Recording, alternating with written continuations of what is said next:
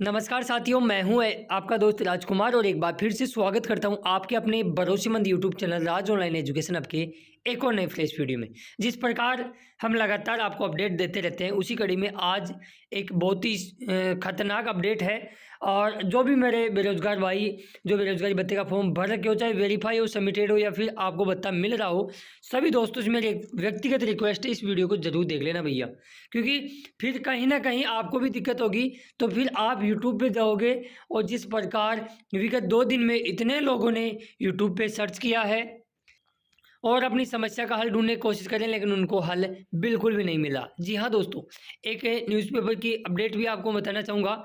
और इसके अलावा बेरोजगारी भत्ता अब रोजगार कार्यालय एक्शन के मूड में आ चुका भैया।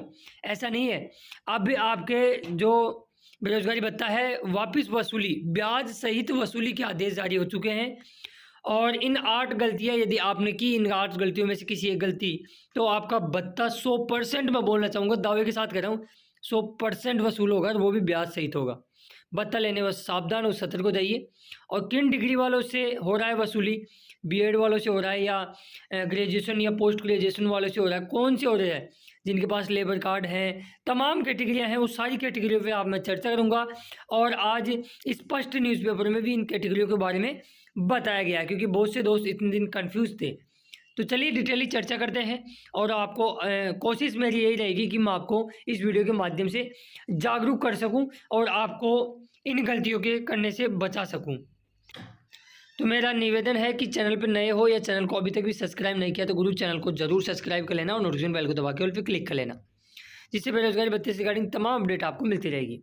साथ ही ये न्यूज़पेपर की अपडेट आप यहाँ देख सकते हो, झुंझुनू की है। और गुणंतर मामले केवल फर्जी डिग्री, फर्जी जो अटेंडेंस है, हाजिरी, उसके आए हैं दोस्तों। फर्जी हाजिरी लगाकर उठा लिया लाखों रुपए का बेरोजगारी भत्ता। मेरा व्यक्तिगत आपसे निवेदन है, बेरोजगारी भत्ता तो भैया 1,50,000 रुपये है, लेकिन ऐसी फर्जीवाड़े से मैं व्यक्तिगत बोलना चाहूँगा, आप दूर रहे। किसी भी प्रकार अटेंडेंस में काटा छाटी आप ना करें, भले ही वो आपके साथ अनजाने में आप कर रहे हो। आपका उद्देश्य सरकार को चूना लगाना या फिर गलत चीज़ पेश करना नहीं है। आपसे डेट वगैरह भरने में कोई गलती हो जाती है तो उसमें काटापीटी बिल्कुल भी ना करें, नया अटेंडेंस प्रमाण पत्र बनाएं। मैं हर बार आपको यही बोलता हूं, क्योंकि विभाग को थोड़ी पता है कि आपका उसके पीछे लॉजिक क्या था, आपका उद्देश्य क्या था। तो इस चीज़ों से सबसे बड़ी चीज़ तो ये बचे कि अटेंडेंस हो या जॉइनिंग प्रमाण पत्र हो, काटापीटी बिल्कुल ना करें, फ्रेश बनवाए बिल्कुल। अगर गलत बन गया है तो फ्रेश बनवा लीजिए, क्योंकि इस वक्त काफ़ी लोग ऐसे हैं और काफ़ी ई मित्र संचालक, मैं सभी ई मित्र संचालकों पे आरोप नहीं लगा रहा हूँ, लेकिन झुंझुनू वगैरह में इधर में ई मित्र संचालक फर्जी मोड तक बना लिए हैं। क्योंकि कई बार न्यूज़पेपर में ये अपडेट भी आई है कि मोड तक बना लिए हैं, वो बिना इंटर्नशिप किए ही प्रमाणित करवा के अपलोड कर रहे हैं। तो ऐसी चीज़ों में आप बिल्कुल भी ना फंसे, ना किसी के चक्कर में आए, ठीक है। यदि आप मुझे छोटा भाई या बड़ा भाई मानते हो तो मैं आपको विशेष करके ये निवेदन करना चाहूँगा कि ऐसी चीज़ों से आप बचें। इसके अलावा 208 ने गलत दस्तावेज लगाकर भी बेरोजगारी भत्ता उठाया है। तो चलिए डिटेली चर्चा करते हैं और क्या है कुछ माजरा। दोस्तों, ऐसे भी किया है फर्जीवाड़ा।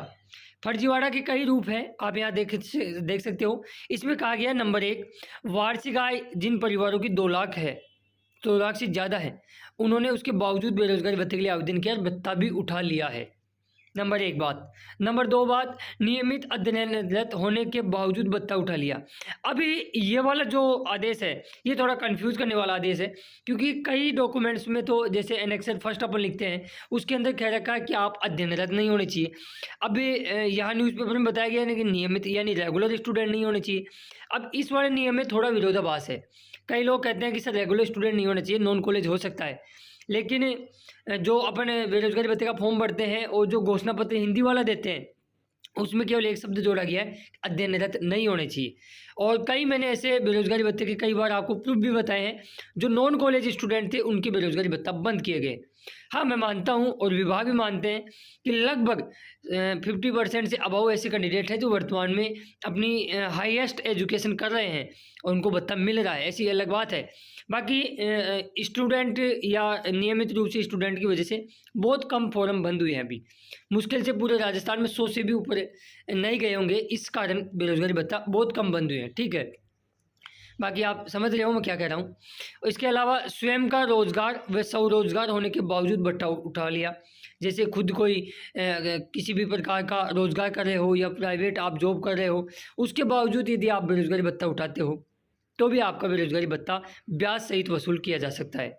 मैं ये नहीं कहता कि उन सभी का होगा, लेकिन कभी ना कभी एक्शन यदि आप पे हो गया तो आपका वापस हो सकता है। बाकी उठा रहे हैं लोग, ऐसी बात नहीं है, बहुत से लोग उठा रहे हैं, ये हर ज़िले के अंदर उठा रहे हैं। लेकिन अब कई बार कई दोस्त बोलते हैं कि सर हम अलग अलग अकाउंट में सैलरी मंगाते हैं, जैसे प्राइवेट जॉब कर रहे हैं तो दूसरे बैंक में सैलरी आती है और उसमें बेरोज़गारी भत्ता SBI में आता है। हाँ, अलग अलग लोग कई बार मुझे फ़ोन कॉल के माध्यम से भी बताते रहते हैं कि हम इस बार क्या कर रहे हैं।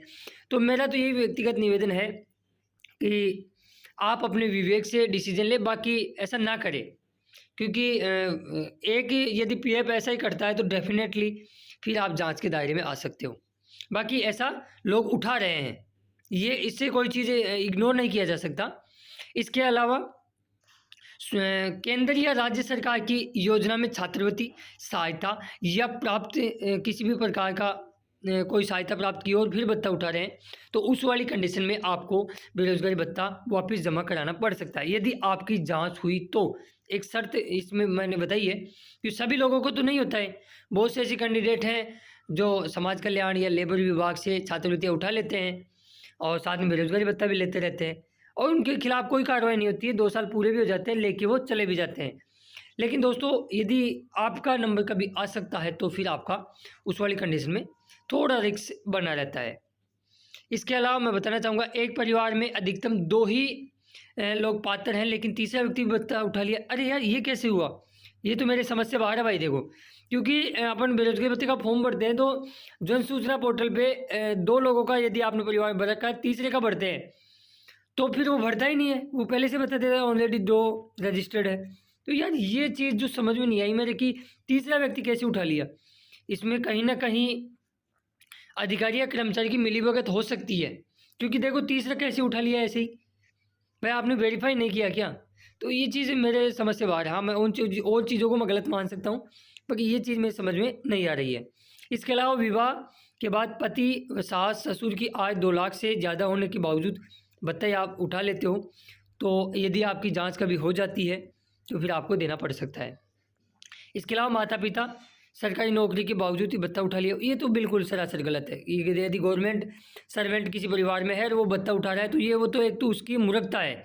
उस वाली कंडीशन में तो मैं आपको ये कहना चाहूँगा, यदि आपने बेरोजगारी भत्ते का फॉर्म भर रखा है तो भी उसको बंद करवा दो यार, वो तो रिस्की काम है। ऐसा करने वालों की संख्या 208 है, जो ये कैटेगरियाँ मैंने बताई है, और उन्होंने 35 लाख से ज़्यादा इनसे वसूली भी हो चुकी है। ये केवल झुंझुनू की बात कर रहा हूँ मैं, 208। राजस्थान में तो पता नहीं कितने केस ऐसे हैं। अब बात कर लेते हैं न्यूज़पेपर की आगे की। बेरोजगारी भत्ता उठाने के लिए फर्जीवाड़ों का बड़ा खेल चल रहा है। झुंझुनू जिले में ही केवल फर्जी दस्तावेजों के जरिए 9,36,898 रुपये उठा लिए गए, जबकि गलत दस्तावेजों के जरिए भी लाखों रुपये का भत्ता उठा लिए जाने का मामला सामने आया है। जांच में खुलासा होने के बाद विभाग अब वसूली में जुटा हुआ है। जिला रोजगार कार्यालय ने जनवरी 2022 से लेकर अब तक फर्जी हाजिरी लगाने के कुल 69 मामले पकड़े हैं। वहीं फरवरी 2019 से अब तक 208 आवेदन ऐसे हैं जिन्होंने गलत दस्तावेज लगाकर बेरोजगारी भत्ता उठा लिया है।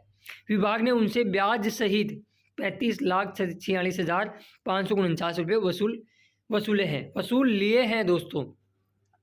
ऐसे किया फर्जीवाड़ा। दरअसल पहले आवेदन करने पर घर बैठे ही भत्ता मिल जाता था, और अब 1 जनवरी 2022 से मुख्यमंत्री युवा संबल योजना की राशि बढ़ाकर 4,045 कर दी गई है और 2 साल की इंटर्नशिप होने अनिवार्य कर दिया गया है। इसमें बेरोजगारों को सरकारी कार्यालयों में प्रतिदिन 4 घंटे जाना पड़ता है। ये सारी चीज़ें आपको बताया मुखिया से सत्यापित करानी पड़ती है, लेकिन गुणंतर युवाओं ने फर्जी तरीके से हाजिरी भरकर भत्ता उठा लिया है। उन्होंने कुटुचित दस्तावेजों का पोर्टल पर अपलोड किए हैं।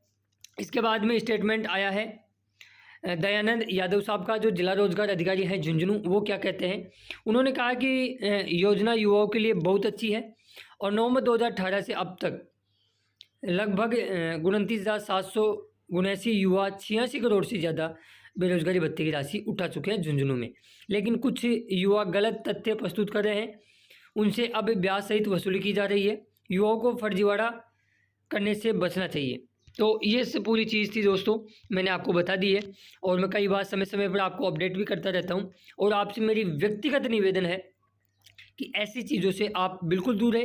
काटा पीटी या एडिटिंग से तो बिल्कुल ही दूर रहे। चाहे उसका उद्देश्य, आपका उद्देश्य सरकार को बेवकूफ़ बनाना हो या नहीं हो, लेकिन काटापीटी अटेंडेंस में बिल्कुल भी ना करें, ये बर्दाश्त नहीं की जाएगी। यदि आप डेट लिख देते हो ना गलत, कई बार कई लोग उसको थूक लगा के भी मिटा देते हैं, कई ऐसे भी ज्ञानी होते हैं, कई वाइटनर लगा देते हैं, कई काट देते हैं। ऐसी चीज़ें ना करें। आपका भत्ता तो बंद होगा जो होगा, साथ में ब्याज सहित पूरा भत्ता भी वसूल किया जा सकता है। तो आई होप दोस्तों आप समझ गए होंगे लगभग मैंने सारी चीज़ें आपको, और इस वीडियो को बनाने का उद्देश्य मेरे को केवल आपको अपडेट करना था, आपको जागरूक करना था, आपको सतर्क करना था कि आप ऐसी गलतियां बिल्कुल भी ना करें। बाकी यदि कोई आपका डाउट रहता है तो मुझे कमेंट्स बॉक्स में कमेंट्स करना, नेक्स्ट वाले वीडियो में वो डाउट भी हम क्लियर करने की कोशिश करेंगे। और ऐसे ही तमाम चीज़ें लेटेस्ट अपडेट सबसे पहले प्रूफ के साथ इस चैनल के माध्यम से आपको दी जाती है और दी जाती रहेगी। बस शर्त यह है कि आप भी अपना प्यार और सपोर्ट बना के रखिएगा चैनल के साथ, और चैनल को सब्सक्राइब नहीं किया तो जरूर कर देना और नोटिफिकेशन बेल को दबा के ऑल पे क्लिक कर देना। हम मिलेंगे नेक्स्ट वीडियो में ऐसे किसी खास अपडेट के साथ। तब तक के लिए धन्यवाद दोस्तों वीडियो देखने के लिए। हंसते रहिए, मस्त रहिए।